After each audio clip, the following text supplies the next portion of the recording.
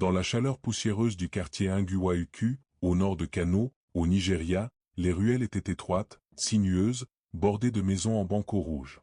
Les enfants y jouaient pieds nus, poursuivant des pneus ou des chèvres faméliques, pendant que les femmes étalaient leurs produits, feuilles d'aloma, graines de néré, racines broyées et potions de grand-mère. Là, dans une petite case à la porte tordue et au toit couvert de tôle rouillée, vivait Mama Binta, une femme que tout le monde connaissait, mais que personne n'osait approcher. On disait qu'elle ne parlait plus depuis la mort de son mari, 20 ans plus tôt. Certains disaient que le chagrin lui avait arraché la langue. D'autres disaient que le djinn de la rivière Chalawa avait pris sa voix en échange de pouvoir. Ce qu'on savait, c'est qu'elle ne riait jamais. Elle marchait lentement, toujours voûtée, toujours habillée de noir, même sous le soleil brûlant. Ses yeux, grands et noirs, semblaient voir au-delà des murs. Pourtant, elle était mère.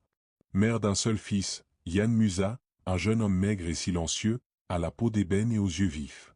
Il avait grandi sans amis, trop protégé, trop étrange aux yeux des autres enfants. Pendant que les garçons jouaient au football avec des balles de chiffon, lui, il restait dans la cour, à écraser des plantes, à écouter les prières que sa mère chuchotait à l'ombre du manguier. Des prières qu'aucun imam n'aurait reconnues. Chaque nuit, elle l'enduisait d'huile aux odeurs puissantes, elle le lavait avec des infusions bouillantes d'écorce. Il pensait que c'était normal. Que toutes les mères faisaient ça. Il ne savait pas que les voisins disaient de lui, c'est le fils de la sorcière. Celui qui ne tombe jamais malade. Celui qui dort pendant les épidémies. Parmi ses voisins, il y avait Tanti Rakia, une Peule bavarde et très croyante, qui n'aimait pas les femmes du silence. Elle répétait souvent à sa fille, ne t'approche pas de cette maison. Ce n'est pas une femme, c'est une tombe debout. Yann les avait entendus. Et pour la première fois, il avait douté. Il avait observé sa mère d'un œil neuf. Et une nuit, il l'avait surprise, à genoux devant un feu, seul, récitant une prière dans une langue sifflée, les mains tremblantes, une plume de vautour dans la main droite. Il avait eu peur. Peur de la femme qu'il avait élevée. Puis vint le vendredi noir.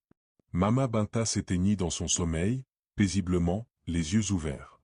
Il l'avait trouvée à l'aube, couchée sur le côté, un chapelet de perles rouges entre les doigts. Il était sorti dans la rue en hurlant. Mais personne n'était venu. Pas le marabout. Pas l'imam. Pas les voisines. Une sorcière, on ne l'enterre pas. On la laisse pourrir. Yann, seul, la lava avec les dernières décoctions qu'elle avait laissées. Il creusa la tombe avec ses mains, derrière la case. C'est là qu'il trouva, en pliant sa natte, une lettre. Un vieux papier jauni, écrit à l'encre rouge. « Fils, si tu lis ceci, c'est que je suis